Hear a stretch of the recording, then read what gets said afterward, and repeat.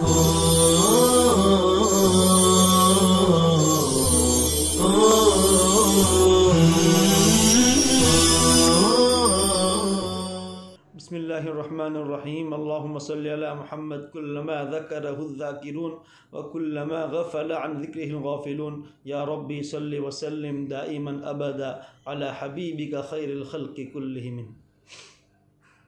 अज़ीज़ तलबाए इज़ाम, वुज़ू के असबाब चल रहे थे।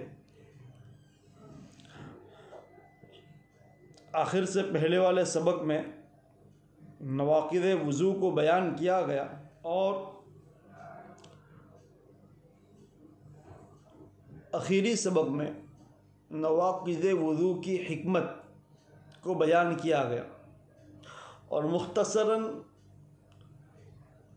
ये बात समझाई गई कि नवाक़िज़े वुज़ू की अस्ल बुनियाद नजासत का बदन से निकलना है।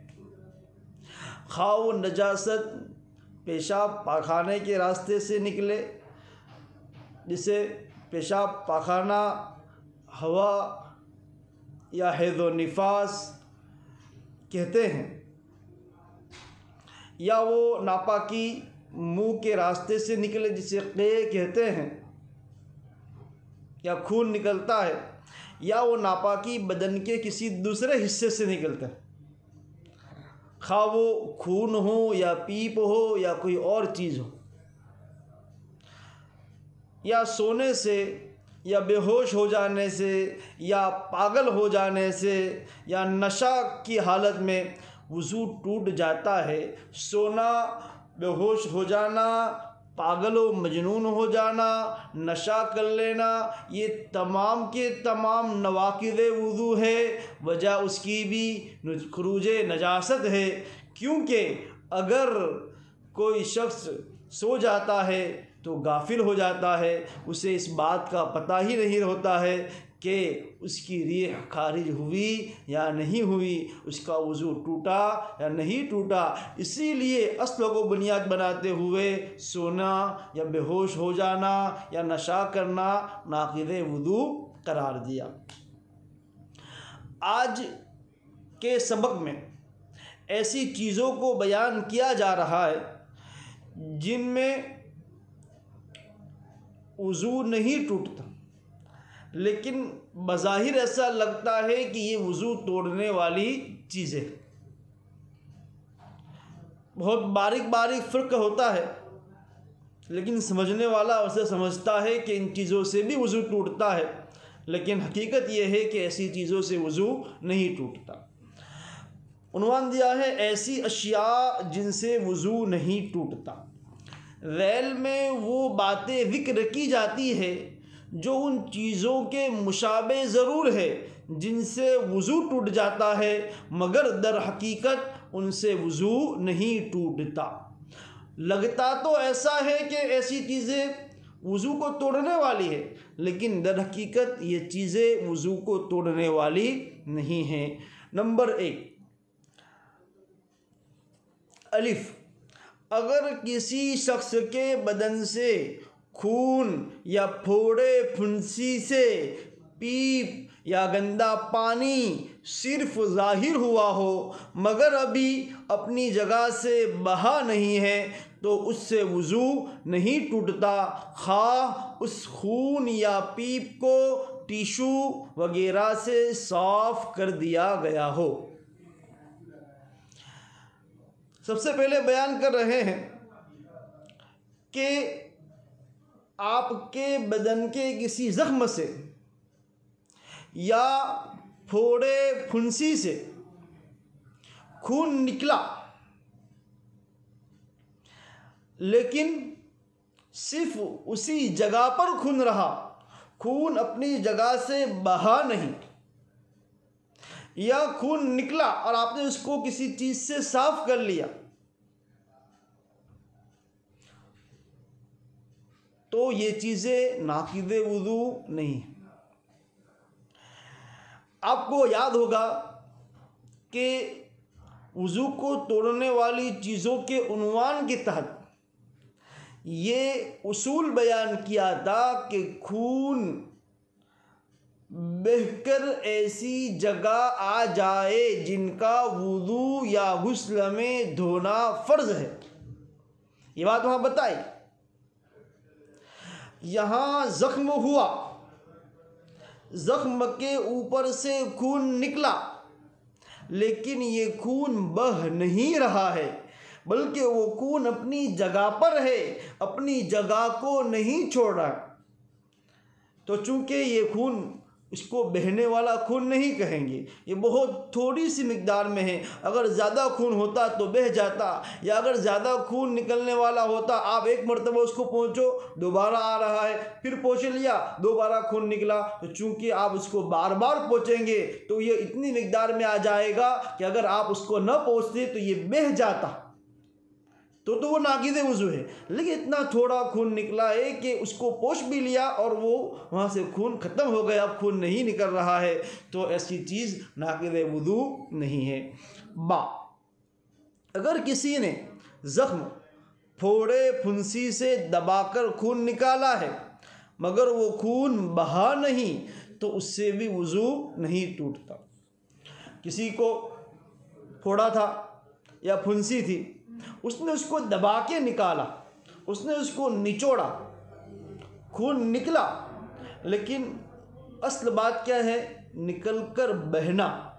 यहाँ खून नहीं बहा, खून अपनी जगह पर है, तो ये चीज़ भी नाक़िज़ वज़ू नहीं है, इसलिए कि खून अपनी जगह से हटा नहीं।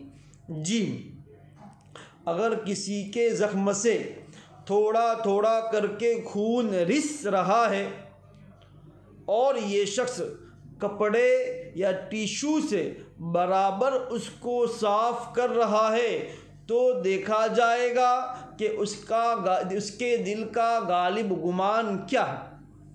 अभी मैंने आपको अलिफ के तहत बताया कि खून अपने ज़ख्म से निकला, लेकिन आप उसको टिश्यू या किसी कपड़े से साफ़ कर ले रहे हैं, फिर दोबारा खून ज़ाहिर हुआ, आपने फिर साफ़ कर लिया, फिर खून थोड़ा सा निकला, आपने फिर साफ़ कर लिया।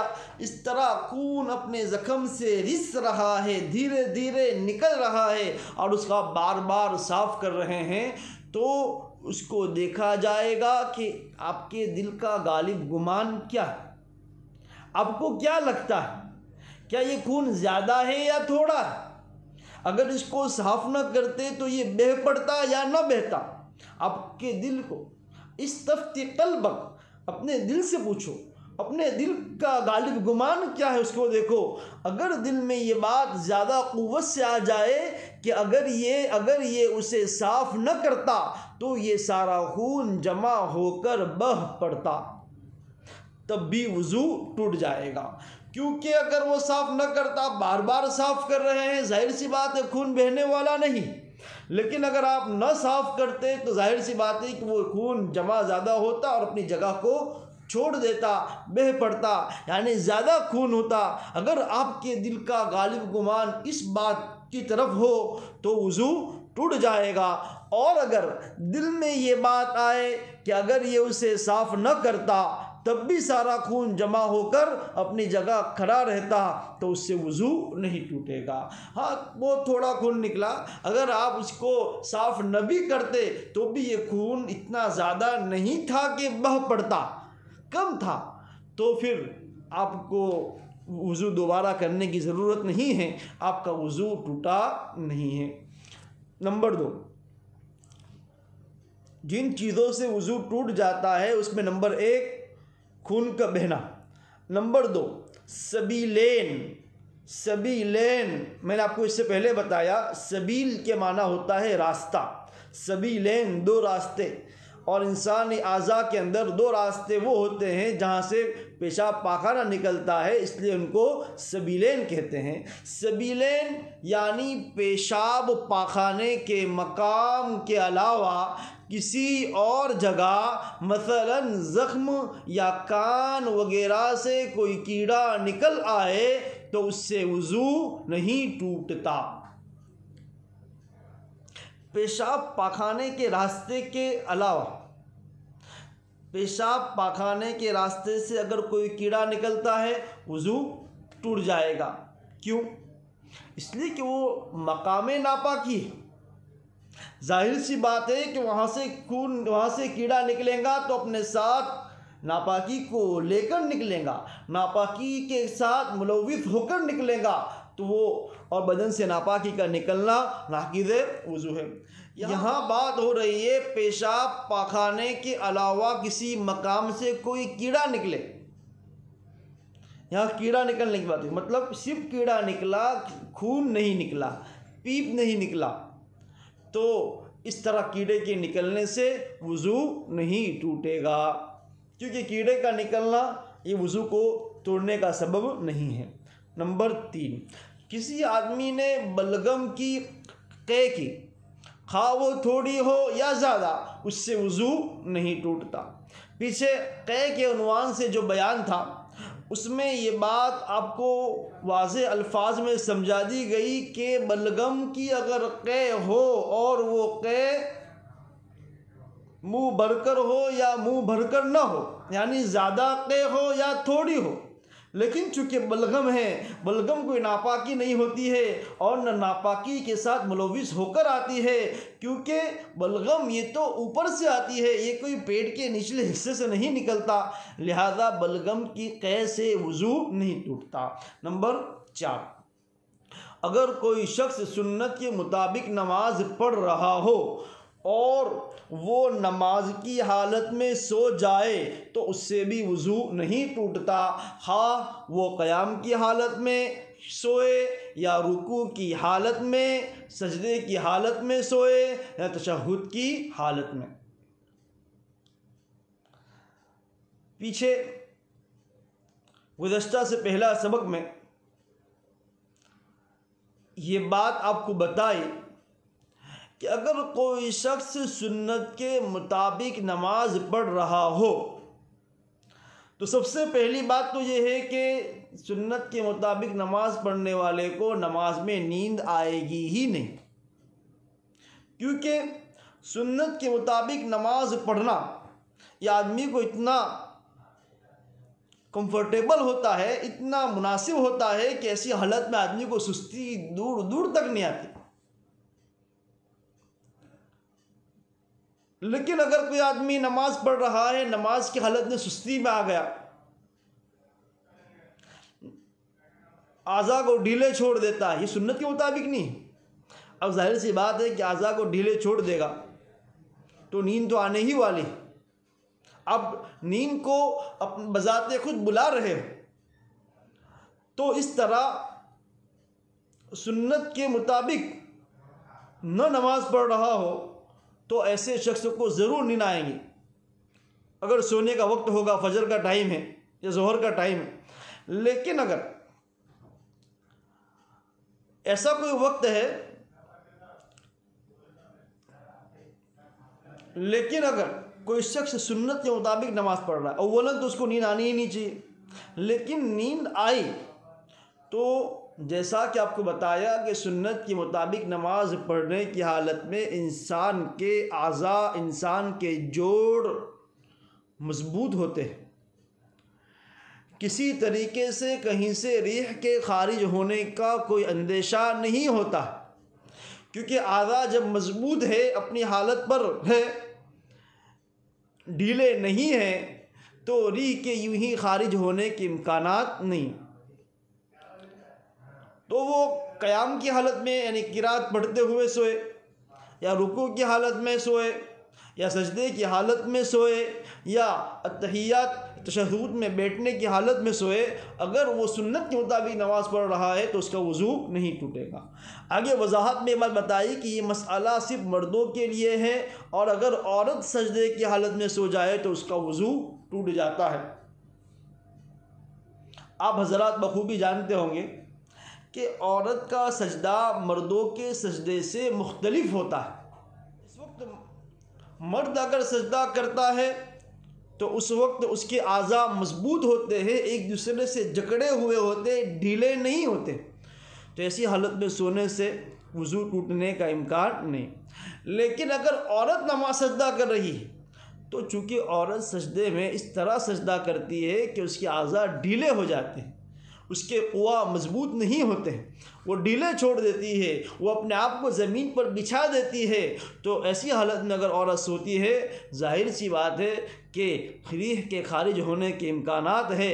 लिहाजा अगर औरत सजदा करती है और सजदे की हालत में सोती है तो उसका वज़ू टूट जाएगा। लेकिन अगर मर्द सुन्नत के मुताबिक नमाज़ पढ़ रहा है और सजदा करता है और उस हालत में अगर वो सो जावे तो उसका वज़ू नहीं टूटेगा। नंबर 5, अपने हाथ से आले तनासुल को छूने से वज़ू नहीं टूटता। आले तनासुल यानी पेशाब की जगह, जिसको ज़कर भी कहते हैं, अगर अपने हाथ से कोई शख्स छूता है तो उससे वज़ू नहीं टूटता है। लेकिन ऐसा करना एक शरीफों का अमल नहीं है, ये बदतहज़ीब लोगों की आदत होती है। लिहाजा इस तरह की हरकतें करने से बचना चाहिए। नंबर 6, किसी औरत के छूने से भी वज़ू नहीं टूटता, इसलिए कि किसी चीज़ को छूना ये नापाकी का निकलना नहीं होता। हाँ, छूने के बाद नापाकी निकली तो नाक़िज़ वज़ू है, लेकिन अगर सिर्फ छुआ, किसी औरत ने छुआ या किसी और ने छुआ, तो किसी के छूने से वज़ू नहीं टूटता है। नंबर 7, सोने वाले शख्स का झूमना। आदमी सो रहा है और सोते हुए झूम रहा है, अभी ये गहरी नींद में नहीं है, अभी ये झूम रहा है, तो ऐसी हालत में उसका वज़ू नहीं टूटता। लेकिन अगर ये गहरी नींद में चला जाता है तो उसका वज़ू ज़रूर टूट जाएगा। आगे मुतफ़र्रिक़ात के तहत कुछ मसाइल बयान कर रहे हैं। नंबर 1, अगर कोई शख्स गुस्ल कर ले या समंदर या दरिया में डुबकी लगा ले या बारिश में नहा ले और ज़रूरी आज़ा सब तर हो जाए तो उससे भी वज़ू हो जाएगा, फिर से नया वज़ू करना ज़रूरी। एक शख्स है, उसका वज़ू नहीं है, वो समंदर में या दरिया में डुबकी लगा ले,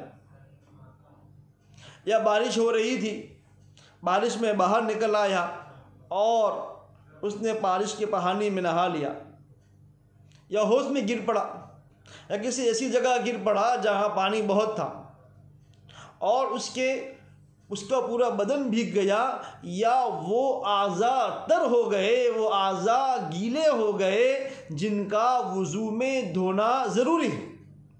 हाथ, मुंह, पाँव, इनका धोना ज़रूरी है।